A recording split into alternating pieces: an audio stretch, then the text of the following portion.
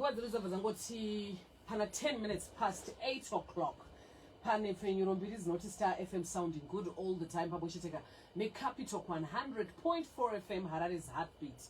Welcome to this week's episode of the Gospel Grace Drive Through, where we get up close and personal with prominent personalities in Zimbabwe. Keep up to date with their contribution into the country's gospel music industry.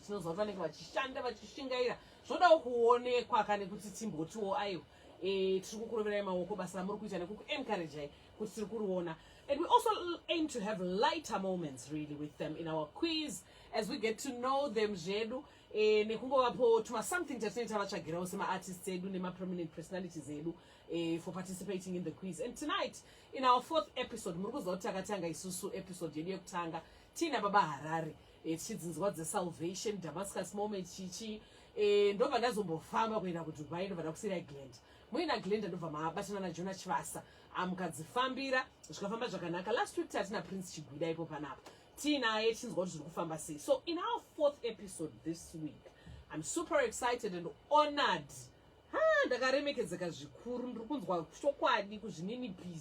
My guest is a Zimbabwean prophet and a gospel musician. Does that sum up his and justice together? The founder and leader of Goodness and Mercy Ministries. He's a father, he's a husband, he's a brother to many, and look, he is a pastor to many. He's most known for spiritual spectacles. Interview and ask about Freddy. As no Prophet Freddy. What do you say? It's no How are you, Yvonne? And I'm excited to be here. I'm good. It's been a bit of a minute. How have you been? I'm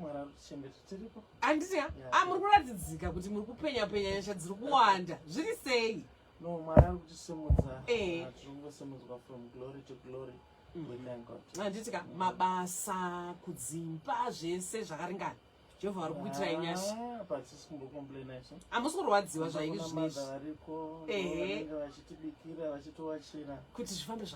she's a wonderful person. That's good. Live is super Facebook page.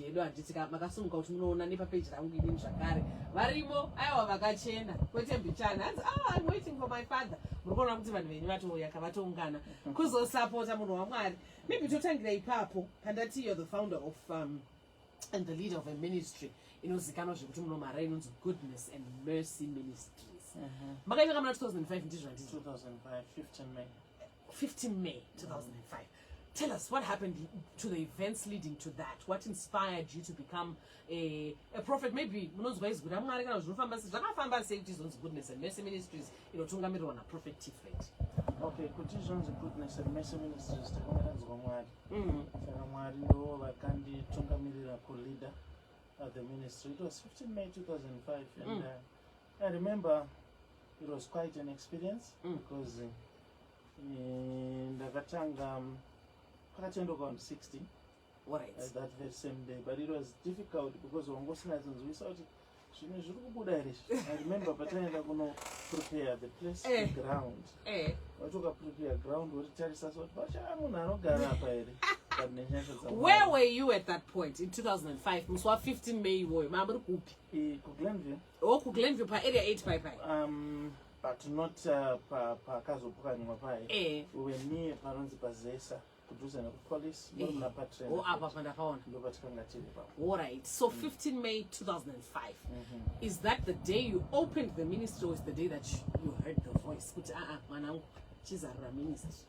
No, I heard the voice when I was doing Form 3 for some years back. But ministry, Yakatozo Vurwa, that opens a Form 5. Yeah, because Pani I turned to the appointed time. Voice as the road wins the tape up. From Pacho, we found out at the appointed time. So I suppose it was the appointed time. But when I started that ministry, and Nakutanga Nishida, Nakatanga, Namboyeds, and Nakubasa, Zero and Sham, I remember when I went to a certain company, it was a reason of an app. ndatopromotwa musi wandai-introducedwa kusecurity nchinzi ava ndo vamanager pano, you supposed to do this and this and this and this. Vasichwa chifura pana vachidai ndo musi wandakarwara nemudumbu ndo vabasa ratopera ipapo. Aish. Yeah. Kwamadzikirwa kurwara kana kuti makabva matongoona vega kuti pane chirikuvara? Ndaenda kumba ndakanorwara zvakanyanya, but it was so mysterious. Ndokapazongoita ma-incident akazonyoka. Some of the arguments were, how come kuti munhu yapinda basa this month awana ma-promotions akadai asati apa even papayroll, zvazvingori zvinhu zvaingoshamisa. But I guess ndo kwanguri kutaura kwaMwari, saka ndobva ndangoteererawo Mwari. At that point, that's when that happened. Okay, so you took us back to when the ministry started. Take us back to young Tapiwa Freddy. Pane video ruva yapinda mumusoro mangu. Mesi yakoborera vamuri fin zveko. Vakapfeka imwe suti soene video mari. You know that suit ndatete yekukwereta. Ndatopiwa nemumwe munhu yanga iri hombo katarisa video neyazoona kakukura kaenga yakaita. Mupenyere munhu yeye. Akandipa suti yo. Makazomitirei? Munozombomuona? Ndinozomuona. So when I was Form 5 Royal College, I want to share with people. Makakurira kubudiriro ndokumba kuGlenville. Okay. So ndaendawo pachikoro ndiri mwana wechikoro. Ndobva ndapfuura nepane vamwe vakomana vekuchikoro. So vakanga vachinzi naprincipal kuti vagadzire demo ravo. Ndo vaida kusponsor. Vanhu vaitozvimbirawo. Yes. So vachisvika ipapo ndobva ndangopiwawo, ndobva ndangokumbirawo kubatsirai. Demo racho raigadzirwa nekaseti taita kuzvirekodha. Saka ndobva ndakakumbira kudaira. Ndadaira. Because by then voice rangu ranga rakanyanya kuita tete zvekudaro. Saka ndakava ndapedzera zvekudaira. Ndobva ndakumbira kuimba song 1. So I sang one song. Ndaimba song 1. Ndobva yaendeswa kuna principal. Principal ndovati, yeah, this is good music, but uyayidaira apa ndiyano. Ndobva zvazo-identifya kunzi ndini. So ndakazongowana mukana iwe wekutosponswa, but the truth, chinhu changu chisiri changu. Mama topinda pachinhu chevanhu. So that's how growing up you had a liking for music. Yes, I was already singing zvokungonyora dzimbo dzangu. Even pandakasvika ipapo ndatori nedzimbo dzandaitonyorawo dzangu ndega. Saka ndakatoimba dzimbo dzanziri macomposition. So the principal, ndo pandaigara ndichitaurira vanhu ndikati vanhu vanoseka voice rangu ka. Iroro ndo voice rakatondipisa mari iroro. Iri voice range chairo rakadete kudaro. Hamutomborigadzira kana makuimba paipai? Yeah, but I believe kuti iko zvine kukurawo probably. Rakuta richita deeper, but ndaraunda iti ndikadaira ndiri muvanhu. Vanhu vaitofunga pane mukadzi akagara ikoko. That's how it was. Wow, but then you just in makarigamuchira voice rangu kuti iri ndo voice rangu. Ndo rakatonepesa mari. Kutosponswa nemukuru wechikoro. Kunzi munhu ane voice vanhu? Kutoshedzwa kustaff room kunzi uyai kunoku nevoice iroro. Wow. Saka vanhu vanokuseka havasi kunzwisisa. Right. So we've talked about young Tapiwa Freddy and you know how you grew up and things like that and how you heard the voice of God. And 15 May 2005, Goodness and Mercy Ministries is born. At that point, did you then receive nyaya spiritual spectacles? Munozikanwa sterek nenyaya spiritual spectacles. And I think pane makore yakanyatsopisa chaizvo. I think around 2014-15 kunobuda kuna 2019 aipisa chaizvo spiritual spectacles. Talk to us about that. Was that in 2005 when you received that? And how did that concept or gift come about? My spiritual spectacles, pandakatanga kuprofita, my parents angu vanoti ndaifunuka. Ndaiona visions. So pane day randakangoonawo TV kumusha for the first time. Okay. Kumba pana sekuru, and I was so surprised vanhu vachiona wrestling. So I said to myself, how come kuti vanhu vanoona pa screen rakadaro? When I went back home, I said I want to look ndimboona kuti ma visions andinoona ndokwanisa ere kumaona achiita kunge ari kuda pascreen. So ndakafuga gumbeze rine mabox. I looked gumbeze iro ndobva ndatanga kuona like I'm watching a screen. So inini ndega ndobva ndakatanga kutoona like I'm watching a screen. So around that time yamutaura 2014 chakaita kaite popular yange iri nyaya yekuti pane munhu akanga abirwa foni kuGlenville. Okay. Abirwa foni kuGlenville mbavha ndobva yabatwa but foni haina urikava. Alright. So vanhu vaendwa vazouya. So when I gave the lady my spiritual spectacles, akabva atanga kuona how the phone was stolen and to recover that phone kuna buyer anga ainayo. So ndo pakaita kuti my spiritual spectacles azoita popular by then, but they've always been there. Ndo pakaita popular around that time. You said makamupa my spiritual spectacles. What are they? How do you hand them over to It's someone? just a prayer, just like what happened in 2 Kings chapter 6 verse number 17. Elisha prayed that Mari muvurei maziso aone. So it's just a prayer that we do. But kuti rizobuda richinzi a word of spiritual spectacles. It was a sermon that I preached now muna 2015. Pakaitika that incident and ndokutaura iyoyo. Late 2014 or 2015. Ndakutaura nyaya yema spiritual spectacles. So I came up with that name now to call them the spiritual spectacles. Saka pamupesa pazvaiitwa, but that name ranga risati up. Okay, I think we're following. You are tuned into the Gospel Greats Drive-Thru. Kana mchangobva kuti bata tiri pane Fenyuro Star FM, sounding good all the time. We're simulcasting with our sister station Capital 100.4 FM Harare's Heartbeat. Yvonne Tivatye ndozi tarango ndina Prophet Freddy vatinawo kamustudio kuti ngovanzwisisa to unpack the man, you know, behind Prophet Freddy. And also we're just going to go deeper in our conversation. Tichingozama kuti tivanzwisise. Munogona kuti muona isusu pa Facebook live, tiri Star FM zvakare, tiri Yvonne Tivatye official. Shout out to ana bamukuru vangu ana majigera na chitowa vari kuteerera zvikuru vatisapota. Anza ya Prophet Freddy tinovafarira zvikuru. Shout out to you. Tinotenda zvikuru nerutsigiro rwenyu. But look, after that, after being a prophet, my spiritual spectacles, and things like that, then you ventured also into music, or because and then there's the prophecy aspect. Have these two always been married? What started is prophecy, because I started to prophesy when I was doing Grateful. And then I recorded music in 2002. That's when I recorded my first album. So what started is prophecy, and Paglendu Too High, I was the head boy there, and I was also leading scripture. Leadership. Yes, saka veku Glendu Too High vanotokutaura kuti munhu yaingoitwa zvamwari taitoti takapusa nekuda scripture yenyenga vanhu veku-SU vaingozonzwa nekakutsiva kavanako tinge tiri kuchikoro isusu tainzwaro. So I was always like that. Ingori munhu waingoitwa zvechechi chete. Saka music kuti ndizorekoda now ndo yakazouya 2003.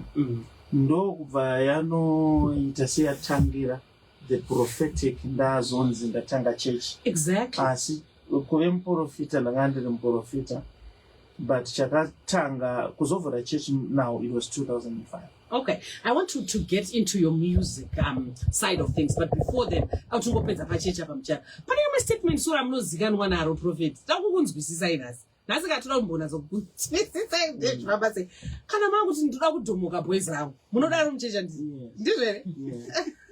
What exactly will you be saying? Because in street language kudhomoka it's almost like kutaura zvinhu zvisiri kuendera panguva iyo kana kuti zvausiri kufanira kunge uchitaura zvezvokuti akudhomoka munhu yamana kuchiko akutaureko zvinhu zvasingafanira kunge achitaura. Is that what you mean? How did that statement come about? Sei makari adopt, I mean, from my streets kuti muri same church kuti ndaudhomoka boys rangu? Zvazvinoita zvinhu izvi kuti zvakauya sei asi andongoziva nje kuti kana ndaakuita zvinhu zvamwari nezvingonzoda kudhomoka. But where zvarinoreva, it's like I will be going brutal. Right. It means the brutal in the aspect yekuti we are no longer hiding anything. Chaurifunga kuti hachitauriki chaakutaurika. Chaurifunga kuti chiri hidden chaakubuda chiri hidden. So pese paunonzwa pane zvinhu zvandaita panzwa tati muri kuomberera maoko pane zvaakutozoendeka kusaidi kana kuti ndikunzwa kutomoka pane zvaakuzoenderera kumberi. So that's how it started. Then also vanhu vanozongochitambira vozongozvi escalate zvoenda amplify. That's what happened. Because pakudhomoka like you're saying kuti pane zvimwe zvinenge zvichakutaurika ipapo zvisingaite. Saka zvinovaka here. Do you munosefa here kana kuti munokotora sezvazvo? Kuti panguva ichinayo matozokubatwa nezvinokubatai zvacho. I'll give an example of today's service. Ingori nyaya yekuti ndatotaurira vanhu vandandasungura nyaya dzenyu idzi dzinondinetsa nditaure nemupana. Andatoramba. Also there's times like that. But vanhu vanonga vachida nyaya, ma-congregants vanonga vachida nyaya. Number 2. Iye wacho auya anenge achida futi nyaya. So pane chinhu chatinogara takaita chinoitwa nemaprofets mazhinji. If you watch the late prophet TB Joshua, vasatautaura nemunhu vaimboti, are you free to talk to me? Alright. Kucheka. Yes. Saka pandoti, are you free to talk to me? If you are not free, you can just say you are not free and I will leave. Alright. So that you are free now. Kutaura kuti waturi you are free sata kuenderera.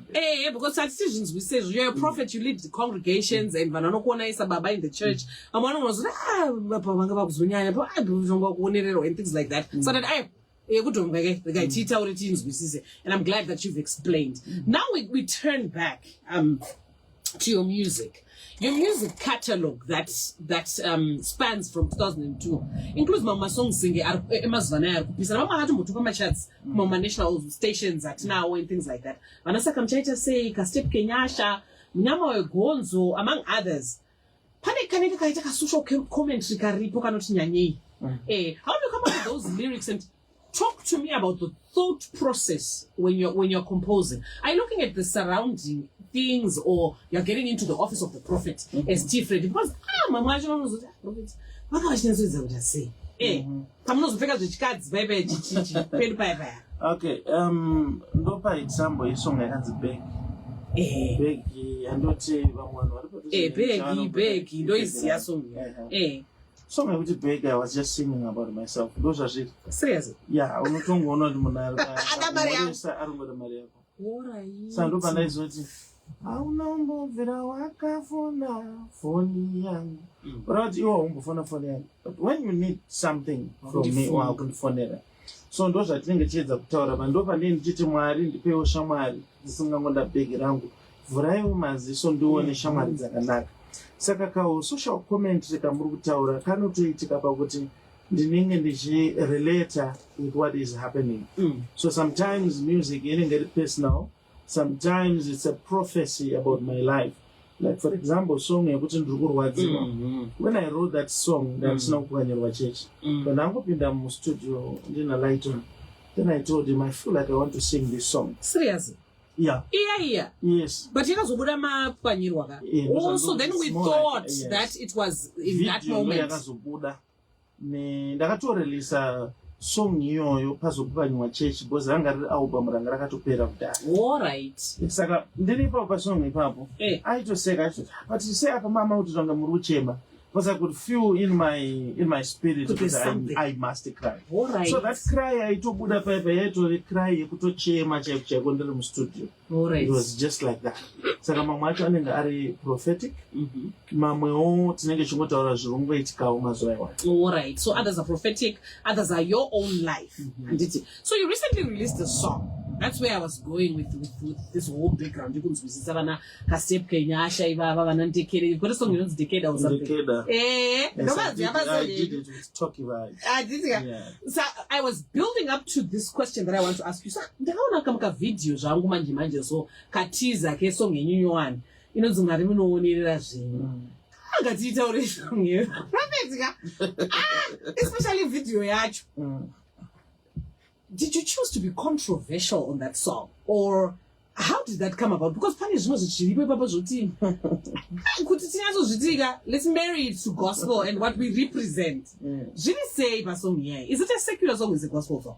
No, my prophets ndozvatiri. Sometimes you do controversial things. Zvangu enda nokuti Mwari atichi. I remember in the Bible there's a prophet angosvika pamunhu akati ndirove. And the person refused to kundogorova munhu asina zvaandida sei. And akaramba akatopanisirwa naMwari izvozvo kunzi wakaregedza kurova inda ndati munorova. Osiya he married a harlot. Yes. A harlot. And zvaitova nezvazvinoreva. So pandakaimba kuti Mwari munomboonerera zvenyu ndichiti vakafamba vakaona vari 2. Chandaedza kungotaura zvinhu zvinoitwa vanhu vari 2 vachifunga kuti vari vega. Ndopandaiti Mwari munomboonerera zvenyu papa. But makati muda kuzoona kai. Ndonza muri kunyora mazongi. Makati muda kupona muchimbooneswa. Zviri kuonekwa naMwari. Prophet. Yeah, ipapo vanhu vanda vakapabvunza exactly. But I think I was just being artistic. You know, when you're being artistic, sometimes you find themes and lines. Art. Okay, so in the definition of gospel music and what it should do, the general oversight is that it's the good news and it's supposed to get somebody into a place of worship. But what is the aim of that song? Aim is song, repentance. Because the data was native what I say. Music church unozonyanyira uchechi pamupachi ukatisa malines acho yave nyaya yerepentance yatokutaura chete kuti munhu anofanira kuziva kuti zvaari kuita zvinoonekwa naMwari even vari 2. But like I said, gospel, it shouldn't be about vanhu vanongoti hallelujah hallelujah hallelujah, you know. Okay. Vanhu kuti kana uchita video yegospel you can know kuti this is a gospel video nangomira pasi pemvura. So I believe I'm an artist. That's what I believe in. I believe I'm not just a musician, but I'm an artist. That's why you see I tried by all means to put it through my visuals. So I can do from Zimbabwe. I'm musicians at the same time I'm an artist. And I think I'm an artist. Okay, so there's a difference between a musician and an artist. So you were depicting a picture yeah, because don't my questions and one and I post a flyer with Prophet and I think was like so why do we draw the line?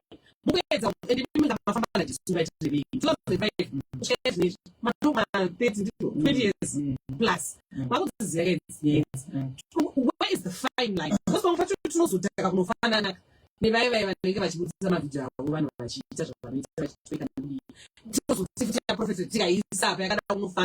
where do we draw the line? You know why my Christians the moment you want to be holier than thou, at the same time, you can't do it. Sometimes it's no language, you know, it's trying this, but not trying this. What is about spreading the gospel? So, Panish, I already told it. You know, this is very they know me as a prophet. Some they know me as a musician. So at the same time, I don't go to better listen. But I didn't check on Tito and look it out. So there's a difference for younger gospel music and praise and worship. Because when you're praising God, praise and worship is a church or gospel music. Gospel music, even when that's not churches. So it's about getting the people to Christ. It's not about clouds. No.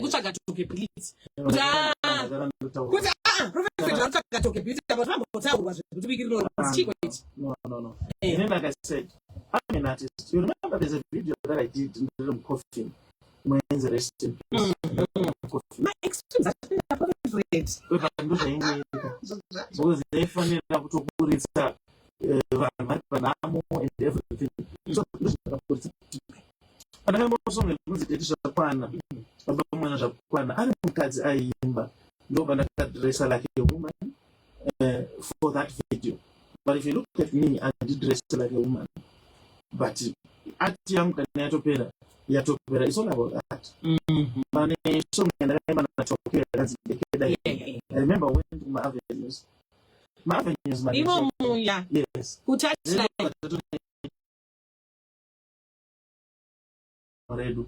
saka photo rakatobuda riri rekamera yedu because we're doing that.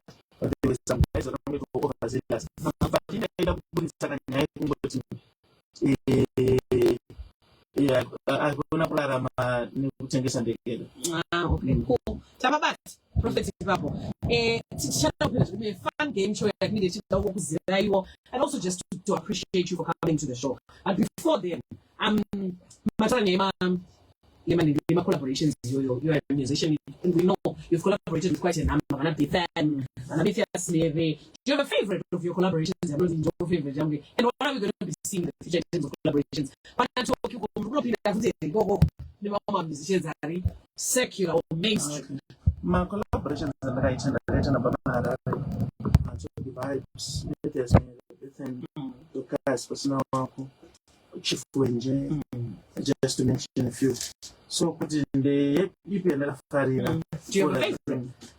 This was because when say now, like for example, Toki is a very humble artist. Wow. Not talking about it, and it's a effort, yes, song. And I'm not and it's also they also did another song with Shinzo Man, and those are stronger. Good stuff. And we're going to see in the future Mama collaborations. I'm still hopefully enter. Yeah, I'm sure we're going to see a little bit. So as we close down the segment, I want to catch up you talk about some upcoming projects. Kuna patrenda vanhu vaingoti anofunga zvotopera kuti Mwari tiri kuona ruoko rwawo vaive neimwe pfungwa pamusoro penyu mapapi makupi kona haidi ndinoti ndamushaya kona apo vaka so basically that's what I'll be doing, but for my songs it's a matter of releasing now because my songs are one this but I think it's about timing and also time young. Yeah, we are receiving a lot of visitors from all over the world. And I'm pretty busy. All right, so we're going to close off this segment, and I think I'm going to stick to questions from our listeners. I wonder. Prophet Freddy, life now and things like that. Do you see yourself as such? But not as a comedy.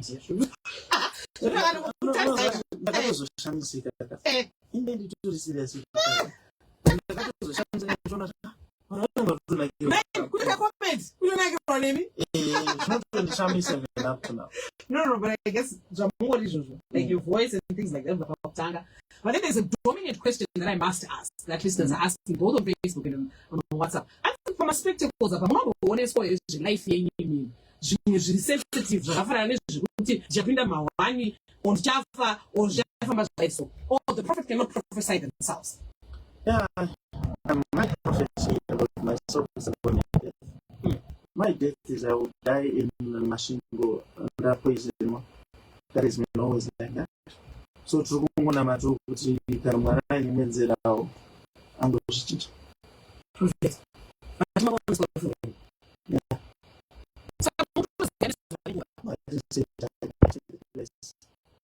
And how it will happen. So show one as a person is make an advantage.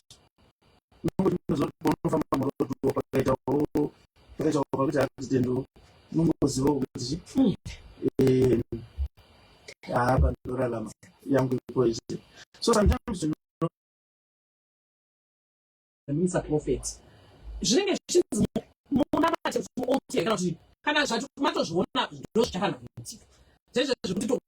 prophet about someone you know what if it's not good, do you then have as a prophet symbolic altar that?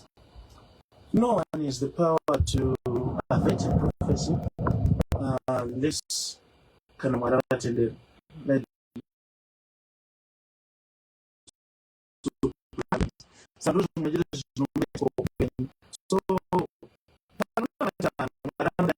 yes, no,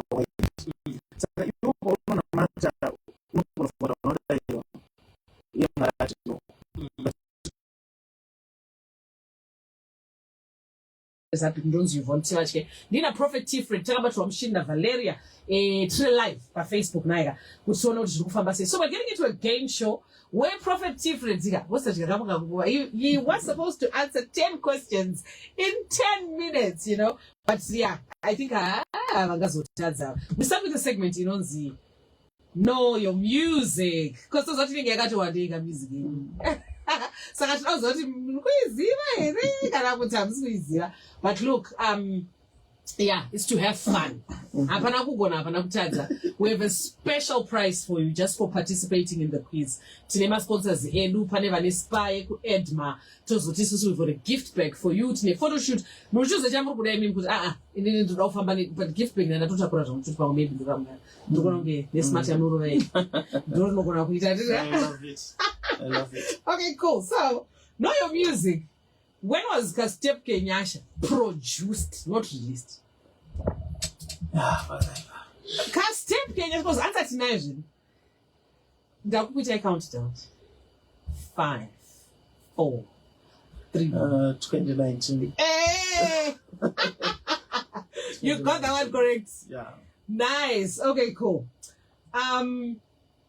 Moyo wangu waremero. Maliri kusenya. Hakuna yerichingara pa moyo wangu.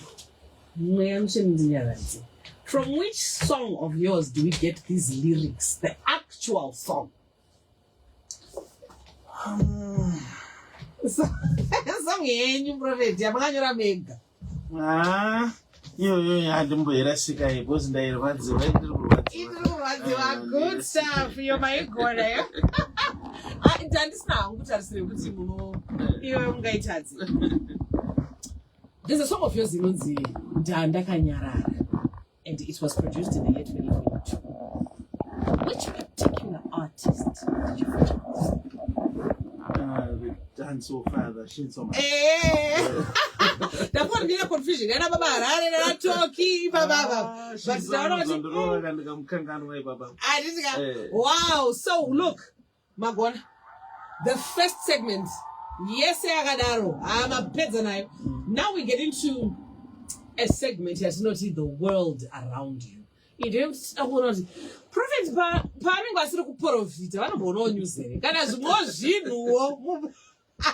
What is your favorite pastime? You know, you sing, you're a musician.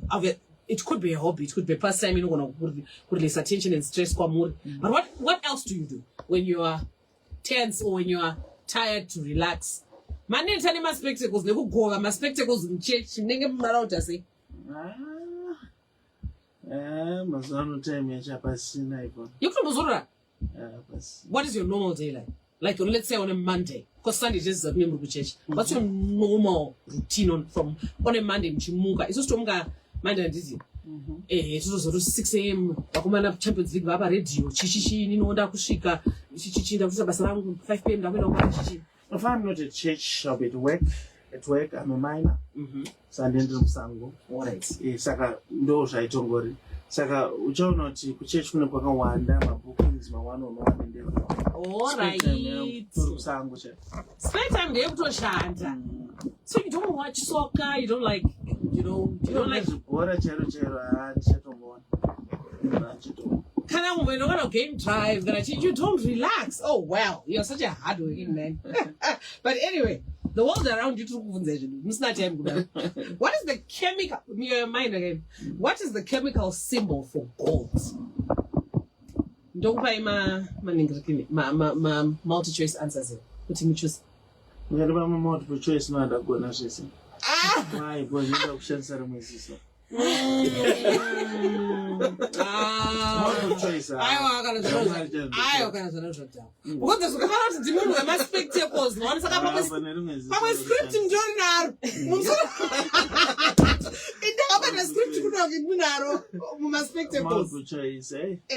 So what is the chemical symbol for gold? Yes.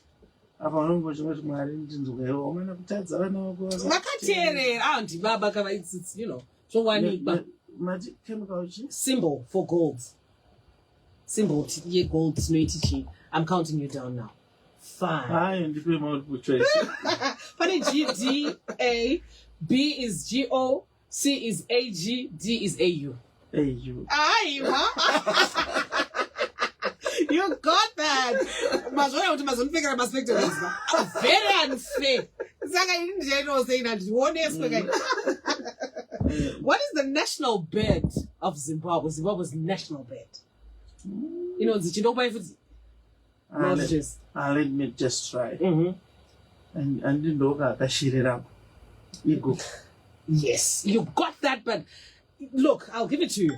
Because it's called the African fish eagle. What? Yes, Magona Papa Eagle. Okay. How many players are there in a soccer team? Madam Mone Bora, but I'm going to white boy.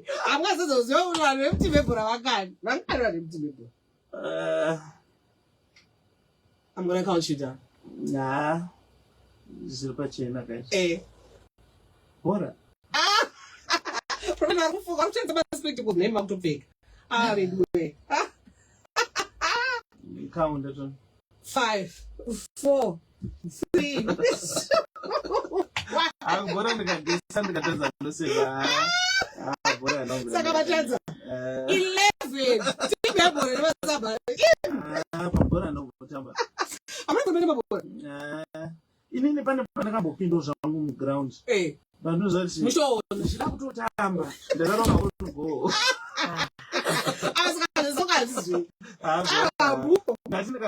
ground.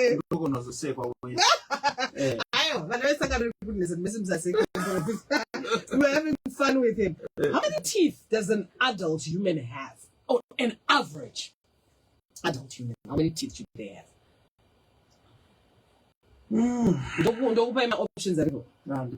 A is 28, B is 32, C is 30, D is 26. I'm counting you down now. 5, 4, 3, 2. 32. What is it? You got that. One evaluated what is something. I'm going to download my answer. Well done, you got this one correct as well. Yeah, but I think this segment may matter the one. But talking about Bible trivia, which is almost our last segment. So, but 3 questions. Bible, Judge, Nemazi, I'm not Bible. Nana Kings, Mom Chipota, and Sana Bufambre.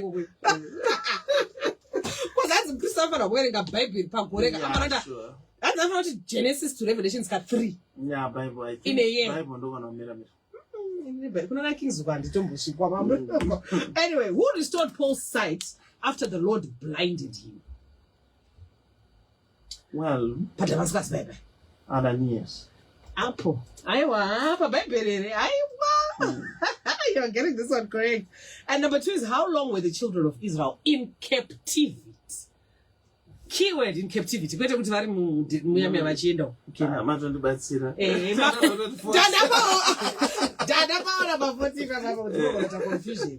Okay. Okay, it's 70. Eish. It's off. Which of the prophets was carried captive to Babylon? Some prophets are now Bible. Are captive to Babylon. Diane. My prophets was there. Was your prophet yourself? Multi-choice. Yeah. A, we've got Ezekiel. B, Tina Malachi. C, Tina Nehemiah. D, Tina Zechariah. That'll be Ezekiel. It's I'm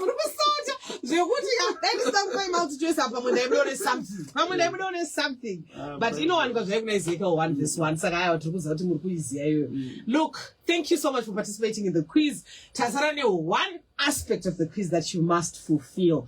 Your childhood Bible story, the first story that you learnt in him. In your life. Can you recite that verse for us or tell us that Bible story? That first one, Ananias,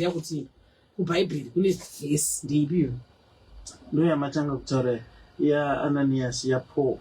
Really? Chapter 9. Wow! Yes. How old were you then? I was very young, but ku church kwa Pandaina Mata, Methodist. kwaitwa competition yekurecita. So ndaitonzwawo vamwe vakuru vachiita pandakanga ndaimaster. Wow. Okay, so what happens in that story? What happens when you want me to recite? But you recite it for us. I don't feel like to write. I will recite the whole chapter.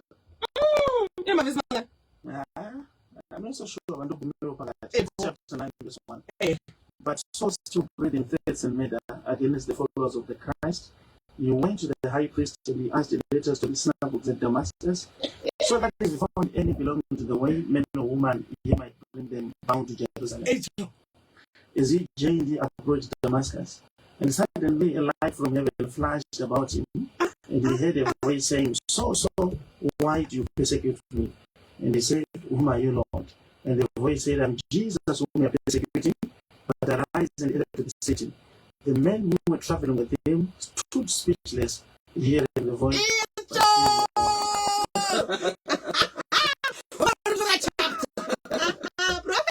Yeah. I was on his I mean, but thank you so much, Prophet, for this light moment with you.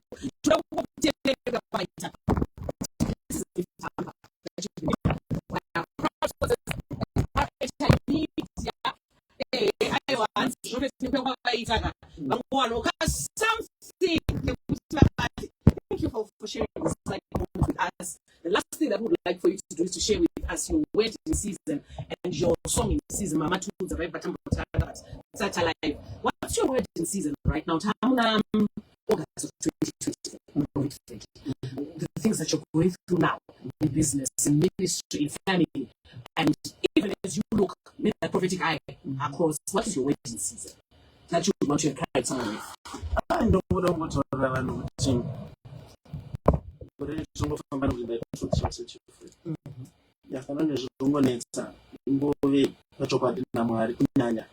Even in everything that you do. And when I was with a woman, I don't cheer a bomba.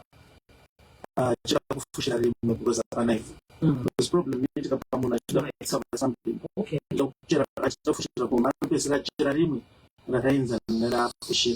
So if you are true to yourself, I want to stress. Okay, so some of the things are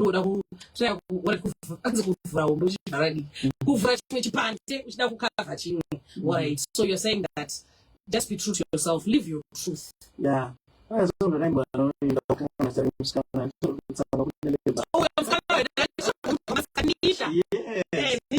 She's coming up and she's good.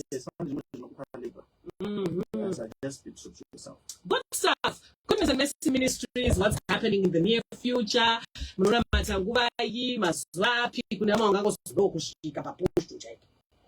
Okay,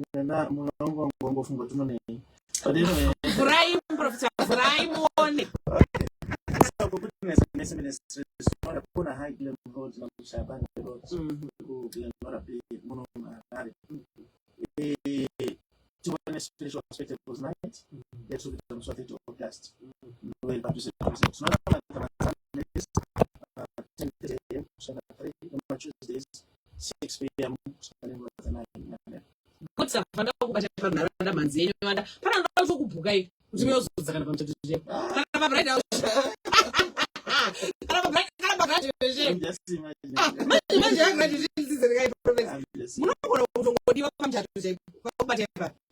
0712 528 094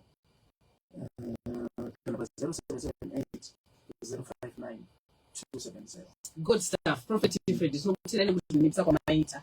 Ni ofisi yenu muriyo mango ya mkagare. Papa mkataura nesi. Mukaba ninguwa yakanaka nesi. So kushibire yakanaka. Chingo shout kuona imanje. Some of the season ya mtu ya batiri ya mtu loso kudiyambuza. Adu kufamba mazana.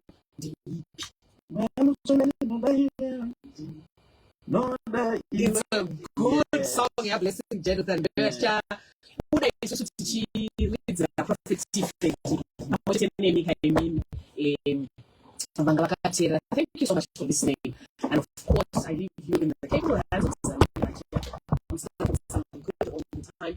And on Capital 100.4 FM, Saviors, the secret ingredients from now up until midnight.